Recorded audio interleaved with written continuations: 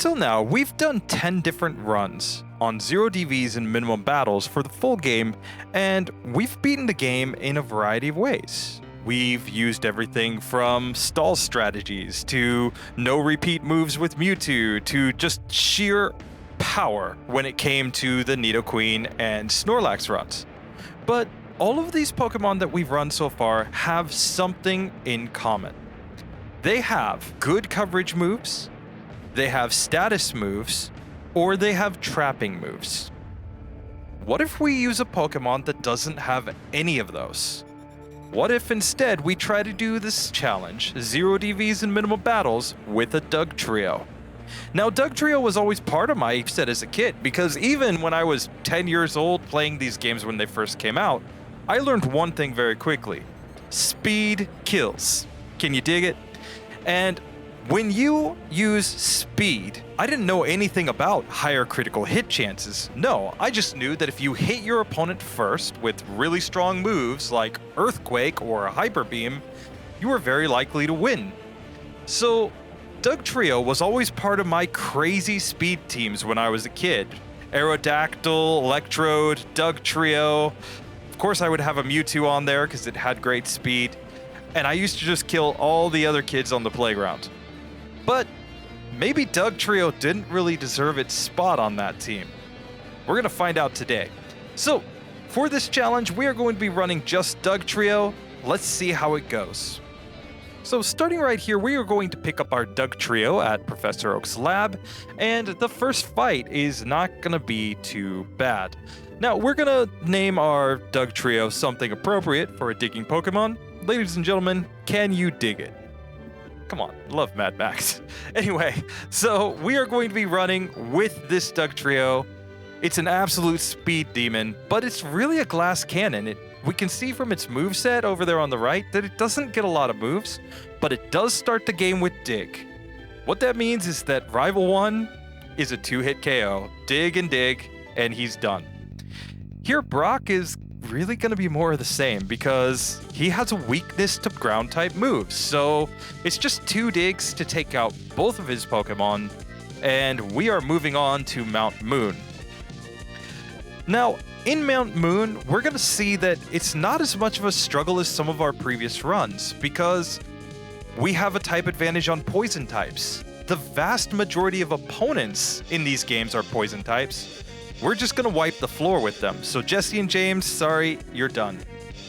What about Misty? Well, Misty's where we're going to start to see this Pokemon break down. We are able to take out Staryu, but Starmie completely wrecks us. Moving on to Rival 2, he's not a cakewalk either. His Spearow does a lot of damage, but we can get enough luck to take it out with Scratch, and then it's into Dig for the rest of his team. Dig is so incredibly overpowered. Think about it. It's a 100 base power move, and we have a 1.5 same type attack bonus, so it's like using Hyper Beam every single turn on our opponents. So here we just wipe the floor with everything north to Bill's house until we get to the last here. Dig is strong enough to be able to one-shot the Oddish, and because of that, we actually don't struggle even though those are grass-type Pokemon. So let's save Bill, and then let's get back down to Cerulean. Maybe we can take on Misty at this point. Well, we try again. It's a one-shot on Staryu, that's nice. But here, it's not a one-shot on Starmie, and we get taken out. Okay, let's go fight Rival 3 instead. Here, we're always over-leveled at Rival 3. That's why he's not really much to talk about, and Dig just crushes his entire team. So with that being done, we can pick up the Cut HM, and now there are no choices, no excuses. We gotta fight Misty and beat her. We take down Staryu with 1 hit with Dig, and in this one, we get the right luck. We are able to get through Starmie. Going on towards Rock Tunnel now, we have to fight a lass who has 4 grass-type Pokemon, but we're so strong at this point that we can one-shot all of them. So, there goes that challenge. The Rock Tunneled Hiker, too, he's no problem. Come on, we're just digging underground. All of these Pokemon are one-shots, super easy. Let's go to Team Rocket. Jesse and James, are again just a set of one-shots because Dig is so incredibly strong. And Giovanni, his Onix has great defense, but it doesn't matter. Rhyhorn also has great defense, it doesn't matter. Persian, oh, it's gonna take a couple hits, but we get through. So, really, it looks like Dugtrio is incredibly OP, but this is the point where I realized, oh wait, I didn't fight Lieutenant Surge. Okay, let's go fight that guy. He's gonna be an easy one too. So against Lieutenant Surge, it's just a matter of solving this trash can puzzle. I never understood why switches are in trash cans. Yeah, he has strange preferences, I guess. Raichu's a one-hit KO.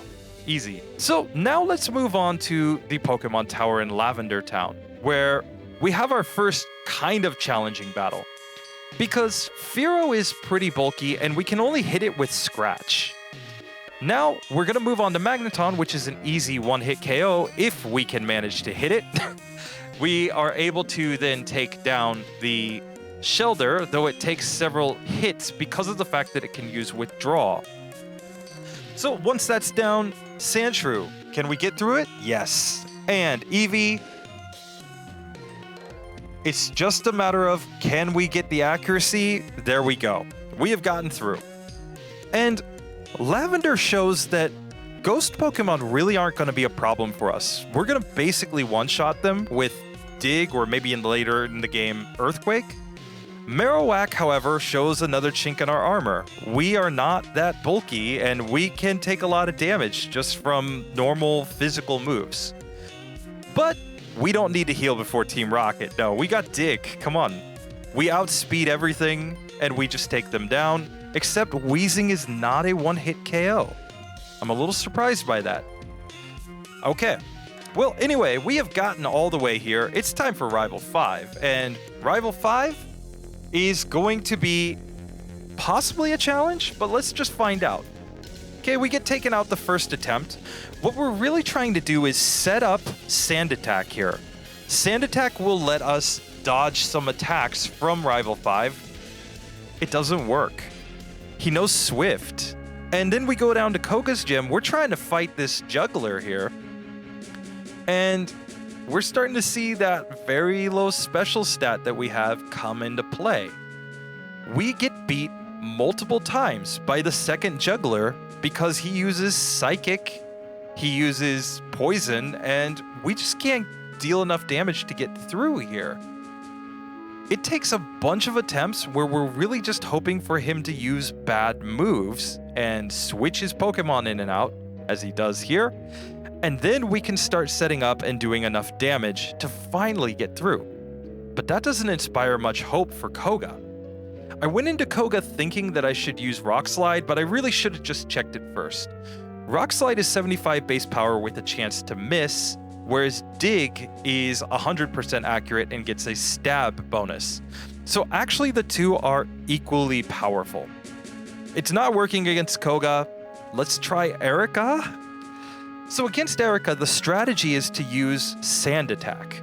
We need to lower her accuracy to have a chance of getting through this fight. So we get taken out that time. Let's try one more time. Here, we're using Sand Attack to lower her accuracy, and then the idea is to use physical moves like Rock Slide to try to get through this. We still have Scratch. I haven't gone and gotten like Hyper Beam at this point yet. I'm not gonna waste the time at the game corner unless I absolutely need to. So let's just take a couple attempts and see how this goes. This one we get a pretty good run where we are able to get our Sand Attacks off, but we get KO'd. Let's try again. Here, we are able to get our Sand Attacks off. And in this one, we are not getting KO'd. So very good. 3 Rock Slides takes down Tangela, and now, between Sand Attack and Dig, it's a 2-hit KO here on the Weepinbell, Sand Attack, Dig, and it's going to be 2 hits here on the Gloom, and we survived the Petal Dance. So there we go, and we've picked up Slash, so now we actually have a decent normal-type move. Perfect. Now let's go back down to fight Koga. I have to cut the footage here because we had so many failed attempts that it's absolutely ridiculous. We would get 2 Venomoth, but then lose. Here's the thing, Koga uses Sleep Powder with his first and third Venonats. So he thinks that's super effective. He's just going to spam Sleep Powder on us. We need a run where he doesn't connect with Sleep Powder, basically. Once we get it, now we are all the way to the Venomoth, and we can use Rock Slide to take it down. We'd actually have been better off just using Dig there, but hey, a win's a win. Now, can we get through Rival 5? Or are we going to go fight Blaine? We got to make a choice. We go into the Safari Zone just to pick up all the necessary items, and we do have Double Team now, just in case we need it. Well, let's go and fight Rival 5 at this point. And let's see how it goes. Well, here, we're set up a Sand Attack and then go into Dig, and Swift absolutely wrecks us in this run. And that's the thing with a lot of fast Pokemon, is that they don't really hold up that well to Swift. Swift is pretty powerful when you think about it. 60 base power and guaranteed to hit. So with that failing, I decide, you know what, let's go down and fight Blaine instead. Blaine gives us an advantage in that we have a super effective move against all of his Pokemon in Dig, and we have good speed. Those together with Sand Attack might make this possible. So we set up Sand Attack and then go for Dig. Again, we're just using 1 Sand Attack on these Pokemon. We just want to lower their accuracy a little bit. Here on the Arcanine, Sand Attack, it uses Reflect, but it's too late. We Dig and take it down. So that was pretty easy, but now we have no choice. We just have to beat Rival 5. If we don't beat him now, we can't progress in the game, and we have to declare this run over. So we're going to start, of course, by setting up some digs and hopefully get through that section right there. Now, it's Rock Slide on Cloyster, and really, we're lucky that Cloyster decides to use Withdraw here. Withdraw gives us the turns to get through. Dig crushes Magneton. It takes out Kadabra in 1 hit. And come on, Flareon, easy one-shot. So now that that's done, we can get back to fighting Team Rocket and having a bunch of easy fights. We take out Jesse and James's Pokemon all in 1 hit. Let's go fight Giovanni now. Giovanni should be more of the same. I mean, he's slower than us with all of his Pokemon, and we can see that we're just one-shotting his entire team. That seems like maybe we're back on track. So let's go fight against Sabrina. Sabrina has a similar problem to Giovanni in that she really just can't stand up to Dig. Even when we get to Alakazam, we just wreck it with Dig because it's such a powerful move. Now let's get into Giovanni's gym battle and see how this goes. Well, in this one, we're going to start off by setting up and taking out the rival Dugtrio. Then it doesn't take too much to get through the Persian. We are not one-hitting the Nidos, though. And we get taken out pretty consistently in this fight.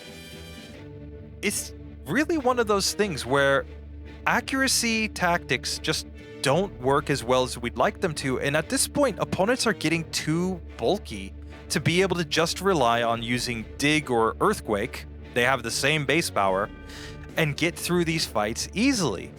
So our speed advantage is basically reduced to nothing because we can't take hits from them and we can't one-shot them. This is really getting into the territory where Double Team might be the play. We're just going to have to see. So it takes a ton of attempts here. We're just trying to make our way through these battles. We're using rare candies to see if that will help us out. Here, we finally get a run where we're able to take out Dugtrio with a Dig.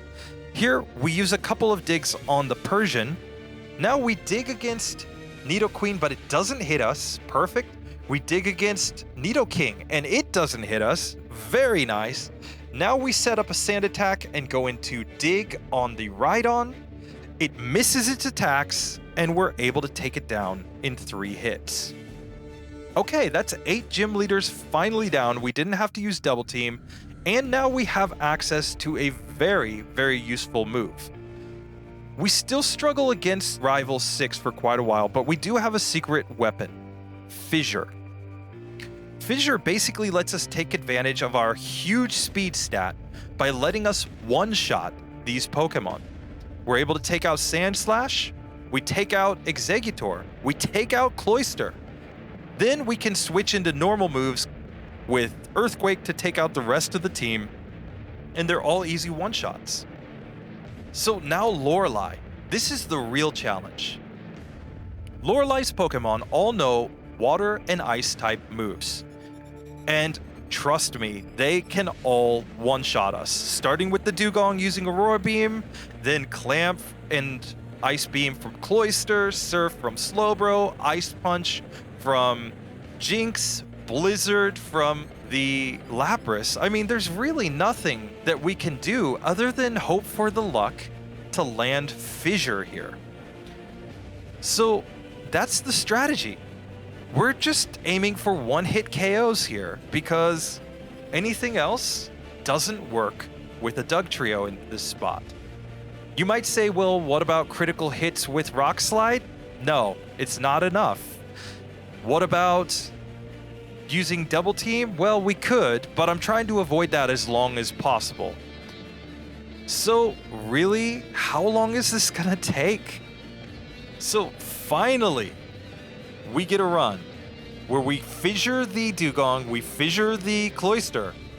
We've managed to land Fissure on Slowbro thanks to it using Withdraw. We are able to take down the Jinx, and we Fissure the Lapras down. So that's the end of our troubles, right? I mean, Bruno's not going to be hard. Wrong. Bruno has tons of moves that can one-shot our Dugtrio. Everything from Slam with his Onix to High Jump Kick and Mega Kick with his Hitmonlee. We can see that it's a 2-hit KO on Onix. We Fissure both of the Hitmons. Now we're back to setting up Earthquakes on the second Onix, and we get taken out. This is ridiculous. Okay, let's try this again. 2 Earthquakes to take down Onix. We need to Fissure Hitmonchan and Hitmonlee. Now it's time to Earthquake down the Onix. We get a critical hit, that's great, and a Fissure on the Machamp. That's the only way we're getting through that. That's ridiculous. Now, moving on to Agatha, this is the easy one. We have Rock Slide specifically because of the Golbat here. That's the only reason we've kept it this far, really. And we're able to take out the rest of our Pokemon with super effective Earthquakes. So that was easy. But now Lance. At this point, we are having some serious trouble because the Gyarados will only use Hydro Pump. It's 80% accurate, and whenever it hits, it's guaranteed to knock us out. And then the first Dragonair uses Bubble Beam. The second Dragonair uses Ice Beam. Aerodactyl just hits incredibly hard, and if we get through the entire gauntlet, at the end, we've got a Blizzard coming at us from the Dragonite. This is probably the least consistent run that I've had at this point in all of the Pokemon that we've done so far. Dugtrio's typing is just so bad, and his defenses are so bad that this doesn't really work. So finally, I teach Double Team. It's just saying, you know what, time to go for a Hail Mary. Let's see what works. Double Team and Sand Attack have a very specific difference, because functionally, for dodging opponents, they work exactly the same. The difference is that Double Team gives us badge boosts. Badge boosts that might make it possible to survive. So we set up a couple of Double Teams here first, and now we can see we're doing really good damage against that Gyarados. Here, we go for Fissure against the first Dragonair, that works. Now let's mimic Ice Beam. The other big advantage of Double Team is that it lasts the entire battle. So here, we are able to 2-hit the Aerodactyl and 2-hit the Dragonite. With all of our Double Teams set up, we could probably have done both of them in one hit, but hey, we'll take it. Now it's on to the champion, and he poses his own huge set of issues. You see, the Sandslash's Slash and Earthquake can one-shot us. The Alakazam with Psychic and Psybeam can one-shot us. And then we don't really have a good move to use against the Exeggutor. So what strategy can we use here? Well, really, a lot of it comes down again to Fissure. Fissure is a move that is perfectly made for a super fast Pokemon like Dugtrio, because you only land one-hit KO moves when you outspeed. So here in this run, we are going to start by setting up some double teams, and then once we get all of our double teams set up so we have all our badge boosts, we are going to mimic Slash. Slash is important because we can use it when we get to the Exeggutor. Here we slash the Sandslash down, we take down Alakazam in one hit, and now we go into Slash to take down Exeggutor. Here we dig against Magneton, and can we land a Fissure on the Cloyster? We do, and now Dig is a one-hit KO, taking down Flareon. That was incredibly close, especially for such a strong Pokemon. Like, we have incredible speed, we have an incredible critical hit rate, but we barely got through that. So let's see if Mewtwo shows us anything different. With Mewtwo, the strategy is pretty simple. We are going to start, we see that we're outsped. So we're going to start by setting up Double Team until we get enough badge boosts that we can outspeed. So here we set up some double teams until we can see that we're outspeeding. 2 double teams seems to be enough to outspeed Mewtwo. So if we can just get 2 double teams off, and then we're going to try to use Fissure, there we go. One-hit KO, and we have won.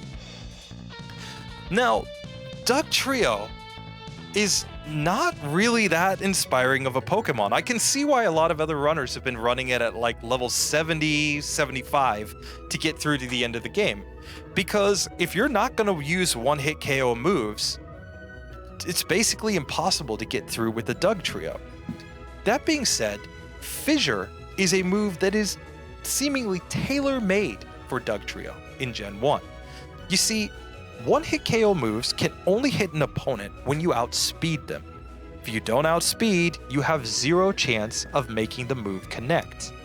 So, what that means is that when we have a fast Pokemon like Dugtrio, we can use a move like Fissure in order to make some fights that would be completely impossible and make them possible.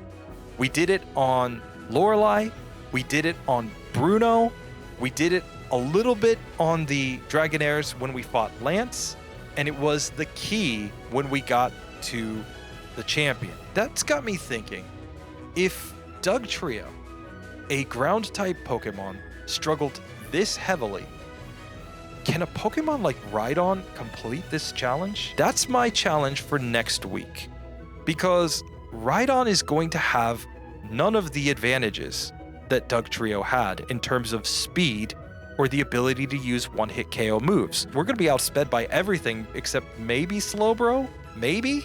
You might think Double Team, right? Double Team is the solution.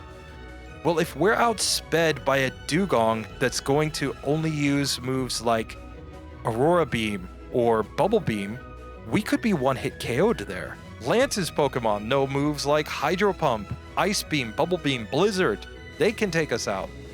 And then if we get to the champion, he's gonna lead off with a 100% accuracy Earthquake every single time with his Sandslash.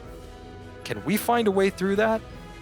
Come back next week, next Monday, and we'll find out. Now, for all the folks who wanted to see the episode 2 of the level 5 challenge against the Elite Four, that is coming this Friday. If you didn't see part 1 of that, go ahead and check the link that's coming up on the screen right now. You can see where I defeated the entire Elite Four in Pokemon Red and Blue with a single level 5 Pokemon. Anyway, that does it for today. I hope you enjoyed this one. Like, subscribe. I'll see you in the next video. Later.